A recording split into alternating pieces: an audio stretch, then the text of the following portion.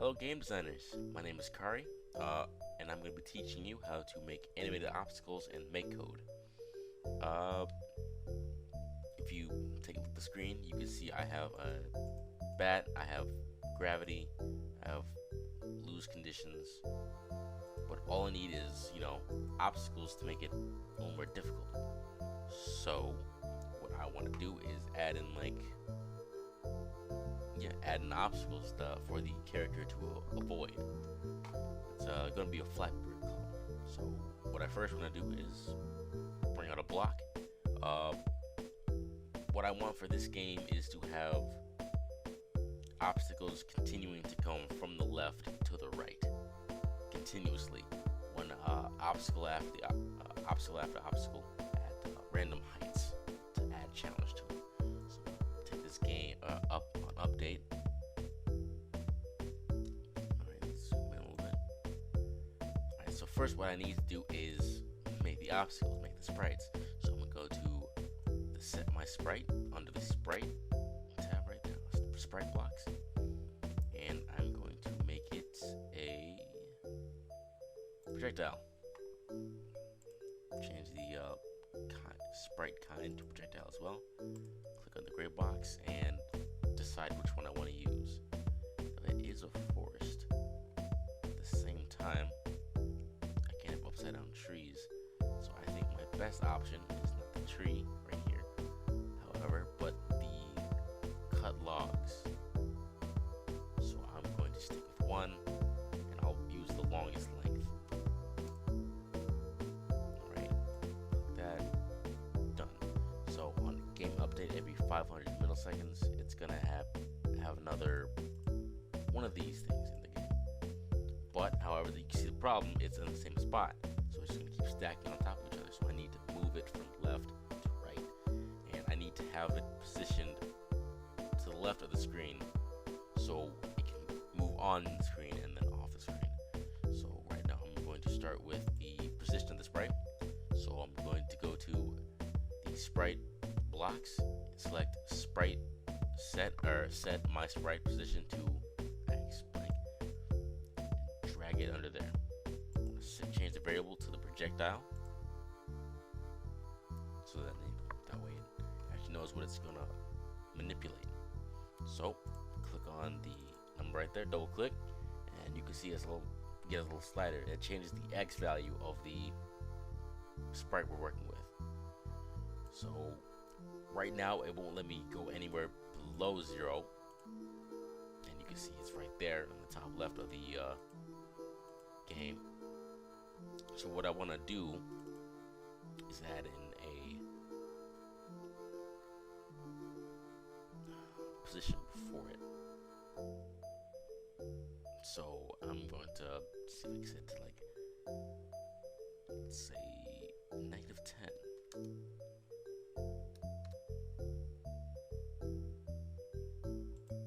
Alright, now it's off screen. Alright, so let's add a block to make it move from left to right. So I'm going to take the set my sprite velocity, change it to projectile again, and I don't want it to move up and down, so I'm going to make the Y velocity 0. It's best to type in 0 right there so you don't get any mistakes. See, now you see in the game the tree stump is moving to the right.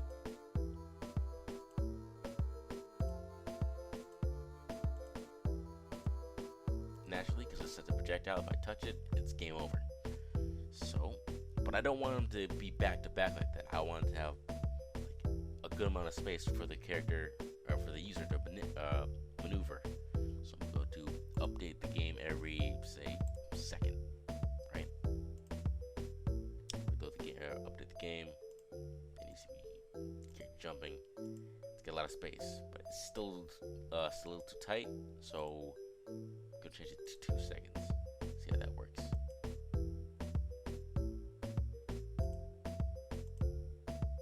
Alright, and you see it's pretty spacious. Not moving that fast. Maybe you want to set up the velocity, I don't know, it's like 75. We'll see how that Okay, yeah. It updates every 2 seconds, and it's 75 velocity, positive velocity, so it's headed to the right. However, as you can see with the updated speed, the game, or the space between obstacles is a little too far, so I'm gonna go back to the 1 second. Alright, we got obstacles, and then moving to the right, but it's still not in the right place, so I'm gonna change position on the projectile and set it to the bottom 120. See how that goes. Let the game load. Alright. So we're just jumping over these logs, and right now it's not adding that much of a challenge. So I'm going to add in like a varying height.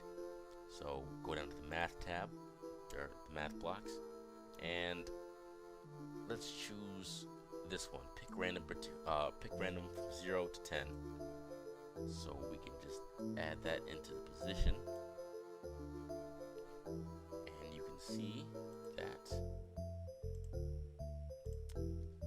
slightly that the log moves about 10 pixels. I want like a greater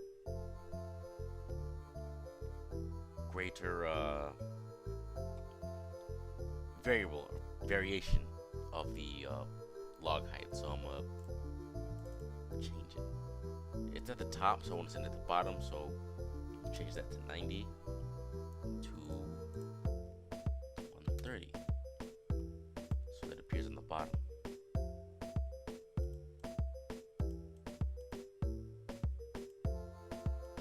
Now look at that variation. That's a little more challenging. However, I could just camp at the top of the map right here. That's not what I want. I want the character to go through like tight gates. So what I'm gonna do is add another sprite for the top one. Go to sprites, set my sprite, drag it right under there, set it to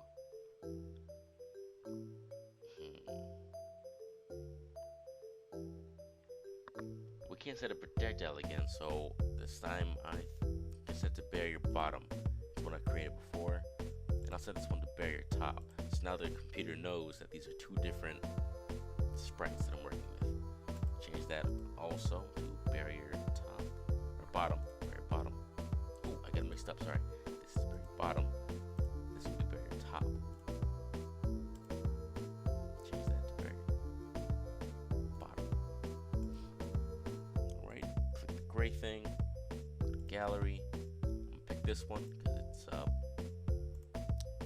more like the top one. It's cut that way. Alright, change it to projectile. And okay, now I have to, I'm gonna do the same thing I've done with the bottom one, which is change the height of it, or change the position and the velocity to match the lower one. So I do the same thing exactly over again. At this point, it's a fast forward for your convenience. But yeah, I'm gonna do this in real time. So I will see you then.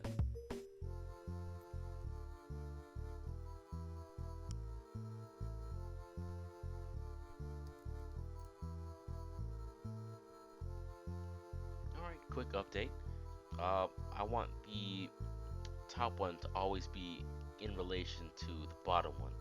I want when the top one, or when the bottom obstacle moves, I want the top one to move with it. Okay? So what I'm going to do, like height-wise, so what I'm going to do is make a little math. I want it to be like, say, 100 pixels apart, right? And then I go to variables and click in barrier bottom.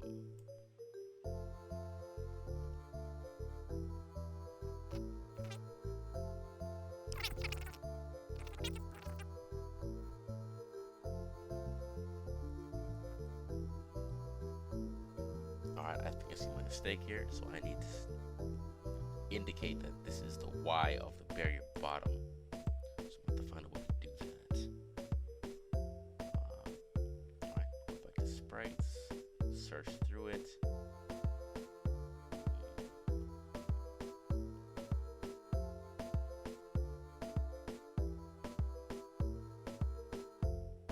Alright, we can use this one.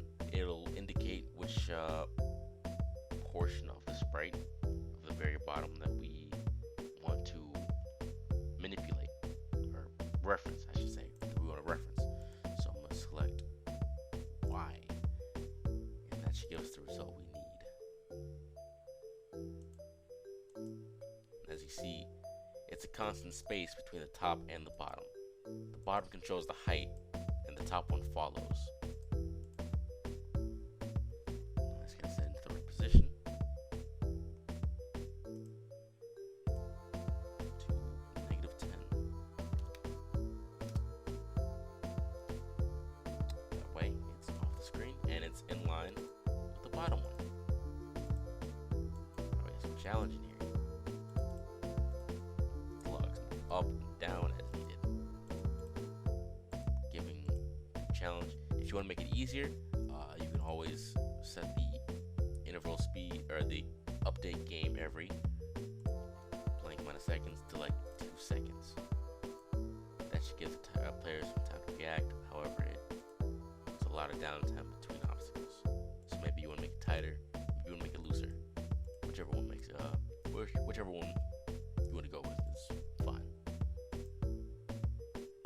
Now, if you want to animate the obstacles, I suggest you take a look at another video of mine, which goes over how to make animations for sprites, where I go over how to give the bat, like flapping, flying animations, while mapped to the jump button.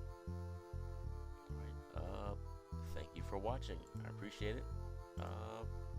Have a good one.